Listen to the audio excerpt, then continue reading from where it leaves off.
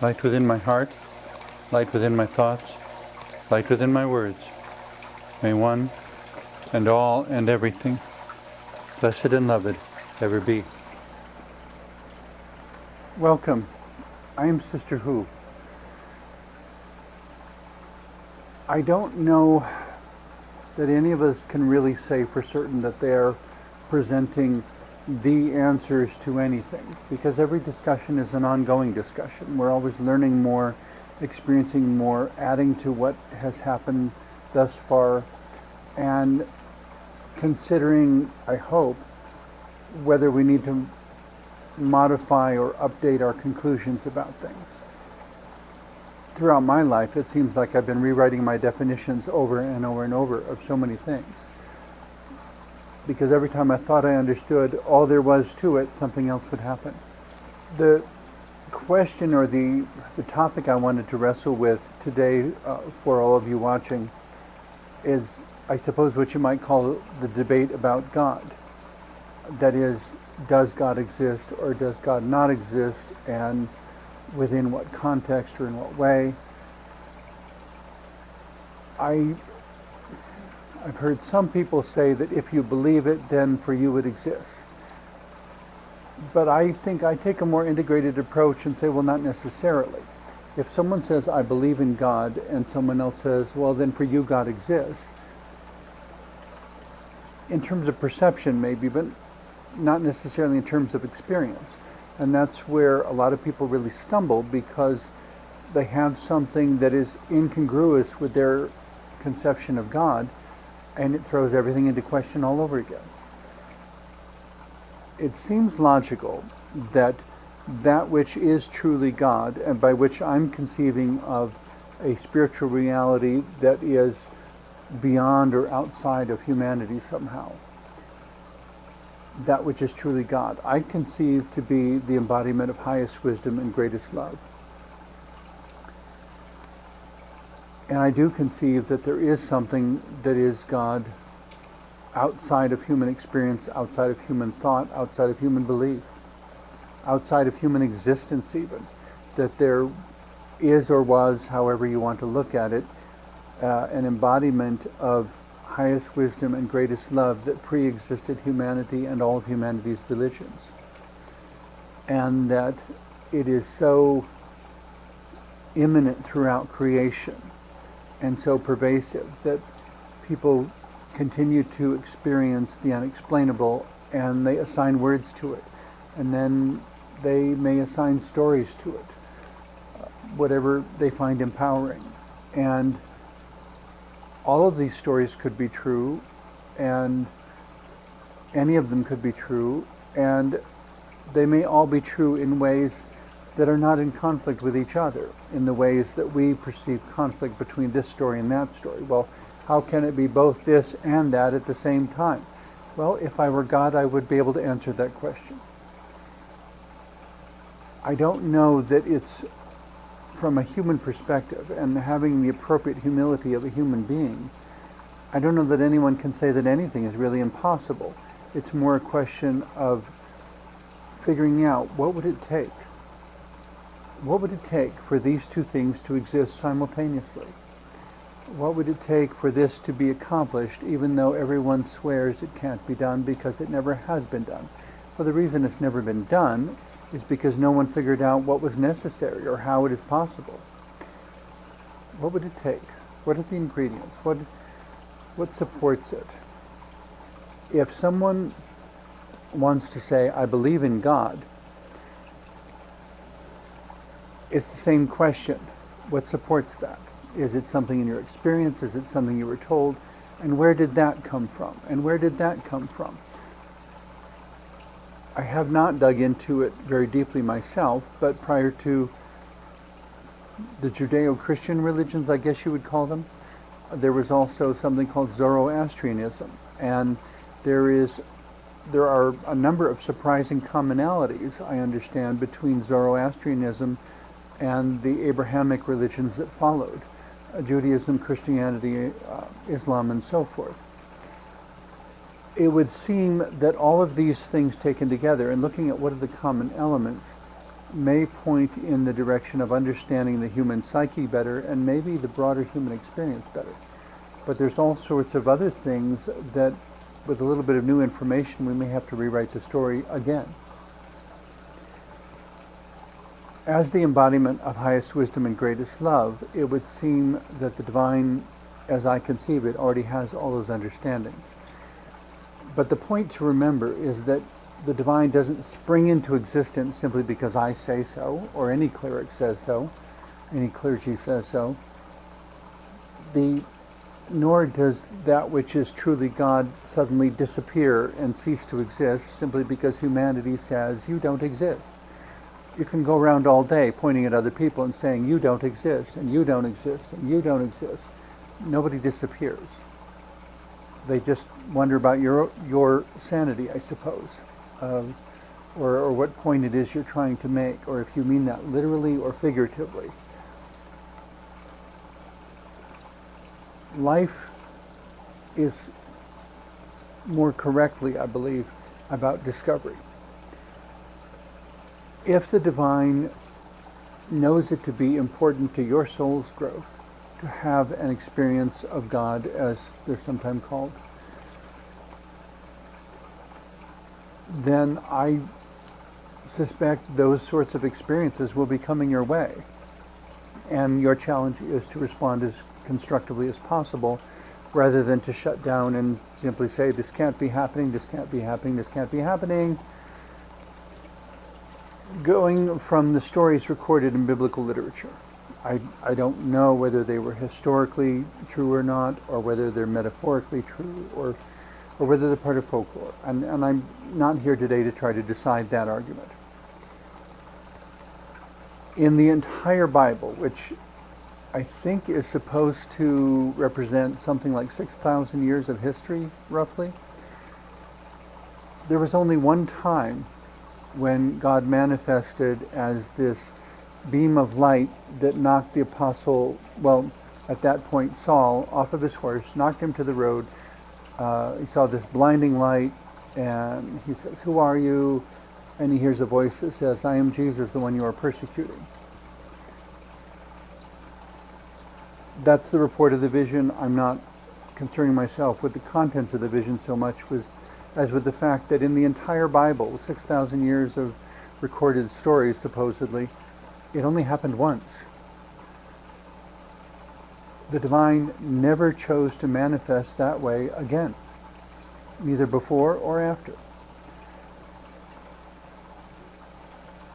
Taking that into consideration, there are a lot of experiences all through any sacred text you want to mention, in which to a particular individual in a particular context at a particular time, the divine chose to manifest in a particular way. And basically no one else has had identical experiences. There's no tool or pattern or method that God has chosen to reuse over and over and over and over and over again. It's something different for every person in every story. So I don't know why we would suddenly expect that in our modern time, God had suddenly reverted to a standardization that has never before been demonstrated.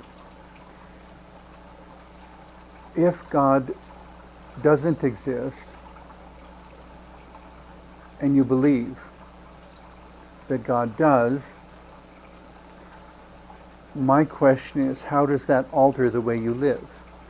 Does that make you a wiser, more loving person? Does it make you a more fearful person? If it makes you a more fearful person, then I think that's a belief that rightly should be changed. If it's a belief that allows you to devalue other people, or to devalue life, or to assume that recycling is meaningless because the world's all going to be destroyed in fire and replaced with a new world anyway, as if the divine are giving us planets to use up, destroy, pollute, and totally degrade, and it doesn't matter because, oh, we'll get another one anyway. It makes about as much sense to me as parents who may give their high school graduate son or daughter a new car, and, well, if they get in a wreck, we'll just give them another one anyway. I don't know of any parents who would do that. There's a learning curve that if the child cannot be trusted with this gift, why do we give them one more of the same? The whole point of giving them this gift is so that they can learn and be responsible and pursue their life and have their experiences in an empowering sort of way. If we have been given this earth by a divine being or by the synchronicity of the universe, whichever it is, either way, we stand to win if we do our best with it. And if we don't treat it lightly, if we don't treat it like it's disposable, and well, we'll get a new one eventually anyway, there is a way that the planet is improved, a way that nature is improved, a way that we ourselves, most importantly, are improved by doing our best with it, by bringing our greatest wisdom and love to it. Since telling God you don't exist isn't going to stop your Damascus Road from happening, because Saul didn't believe in Jesus at the time that happened. It didn't stop Jesus from manifesting to him in that way. And that's assuming the whole story is exactly as reported. For whatever it's worth, Jesus has not chosen to manifest that way to anyone else. Does that mean that now Jesus doesn't exist? Does it mean that Saul was having sunstroke? Without more information, we simply can't say one way or the other. But the point is not whether it's real or whether it's not, so much as to say, is it something you've experienced? Is it something that makes sense to you? Is it something that's empowering to you? Because if it's not, there's no point in hanging on to it. And I can't imagine a God of highest wisdom and greatest love that would insist that someone believe as if God needed that belief for some reason. My conceptions of God make it ridiculous to say that God needs humanity to exist at all. And yet there is something about love and wisdom that finds opportunity through the existence of humanity. And there is something about believing in things that we can't see that leaves us exploring and questioning and constructively curious about this universe and this wondrous, diverse space in which we live. That could also leave us wonderfully curious about each other.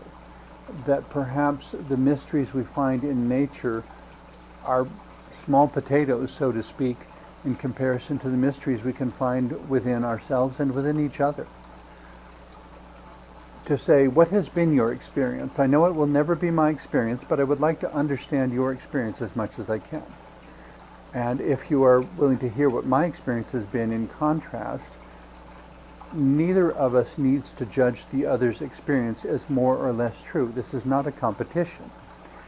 This is an exploration. This is an experience. This is a being in body that also has a mind and spirit. As a fusion of body, mind, and spirit, the things we think, the things we feel, the things that, well, the things we sense, the things we think, the things we feel intuitively, and the things that we feel physically. Body, mind, and spirit. Humanity, each human individual is a convergence of these things, resulting in a consciousness that is totally unique. I see no reason to argue that God doesn't exist, because there are synchronicities and moments and serendipitous things that have happened throughout my life that are so ridiculously improbable that for that to happen, I had a better chance of winning the lottery than I had of that happening. But the things did happen, and then they happened again, and then they happened again, to where you begin to look around and trying to figure out if somebody is staging this. Is this a setup? I mean, this is so unlikely and so uncanny. And, well, the story I recounted in another episode of hiking Mount Sherman and passing a young group of boys whose leadership wanted to protect them from exposure to Sister Who. Maybe I don't know, maybe I'd make them think too much or something, I'm not sure. Or maybe they were afraid they'd be asking me for makeup tips or something, I don't know.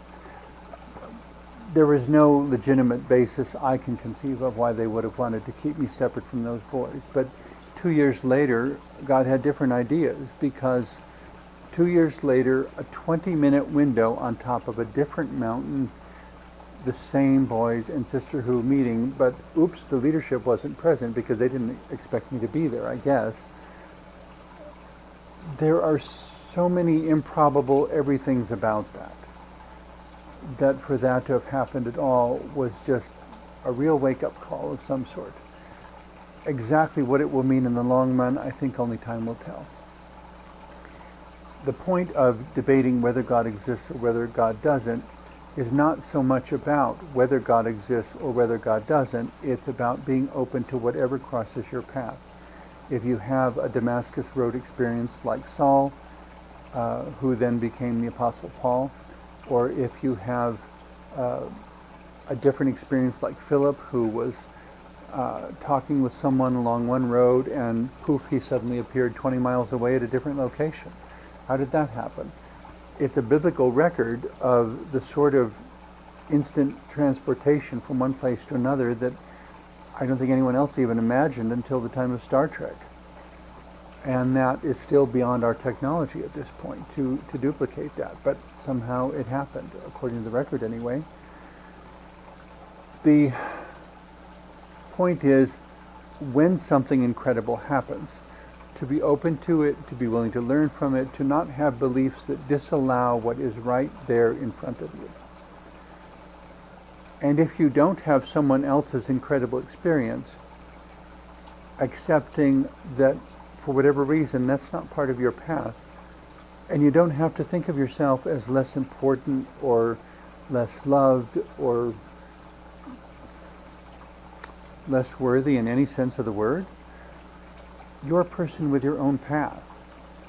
And if it is helpful to you to have an experience of God, then, or if you feel drawn to that, there are all sorts of possibilities for creating those sorts of experiences. But you will have to think very carefully, and probably for a very long time afterward, about what those experiences mean and how it has changed you. How you cannot be the same person after having that experience, even if you never come up with an adequate scientific explanation for what exactly happened. I don't know that, on the assumption that God does exist as a spiritual being totally beyond human comprehension, and as a being outside of time even, who pre-existed humanity, and may or may not have had some role in humanity's creation, there are possibilities of relationship that may follow scientific definitions, or may follow theological definitions, or may follow philosophical, theological, scientific. It's not so important which definitions you have as that you explore whatever is in front of you and embrace the fullest possibilities of your own life without discounting the unexplainables in anybody else's life, because for each of us there are those moments, those times, those things that I don't know why it happened the way it did. I don't know why this person got cancer and that one didn't. I don't know why this person didn't get on the plane that ultimately crashed and this person did. All sorts of questions that is it fate, is it God, is it pure coincidence? If you want to argue for pure coincidence, the odds against these sorts of alternate choices and preventions and interventions is so, it's, according to probability and statistics, these things would be impossible. So that there is something isn't difficult to argue. That it is beyond human comprehension isn't difficult to argue.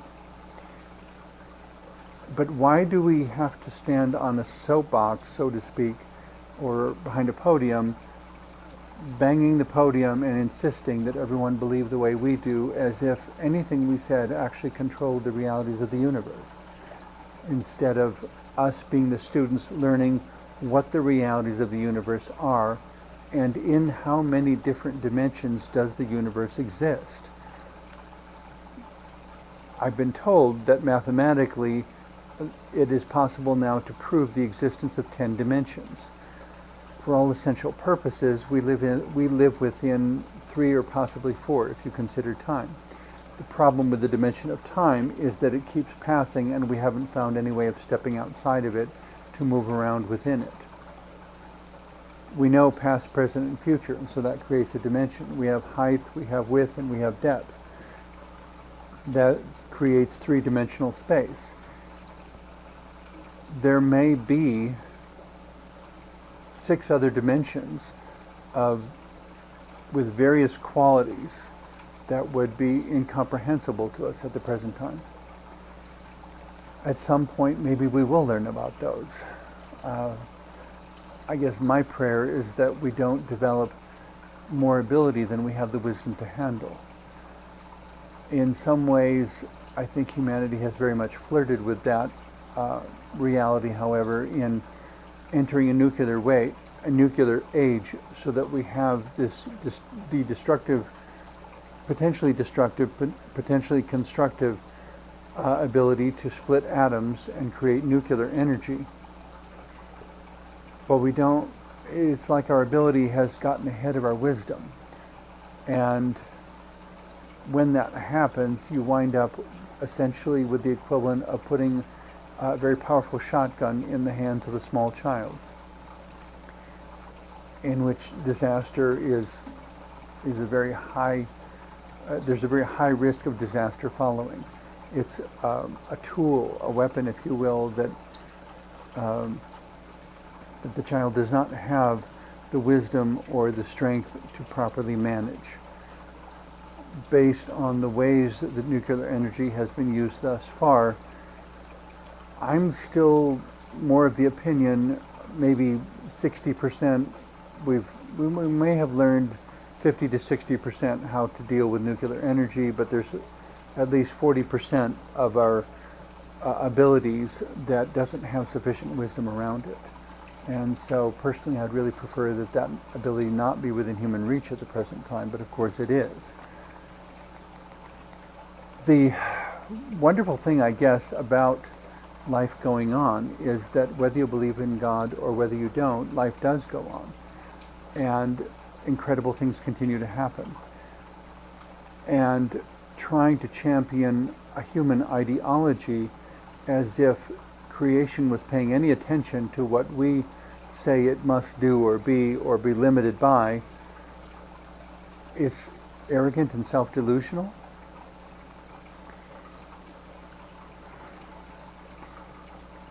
It's, in a sense, equivalent to an elementary school student deciding to displace the teacher and teach the class from that point on. The problem is the student becoming the teacher knows less than the teacher and can teach no more than that particular student knows to that point. In a very real sense, the universe is our teacher. And if we, in even a metaphorical sense, or for the sake of conversation, say that God is our teacher, the miraculous, the divine, the transcendent, that is immanent in everything around us, the divine mystery, that from that we learn and we can keep going, and there's further to go. We haven't reached the end of it. We haven't learned all there is to know by a long shot. I was wrestling with the question a number of years ago: what difference would it make if God didn't exist? What difference does it make if God does exist?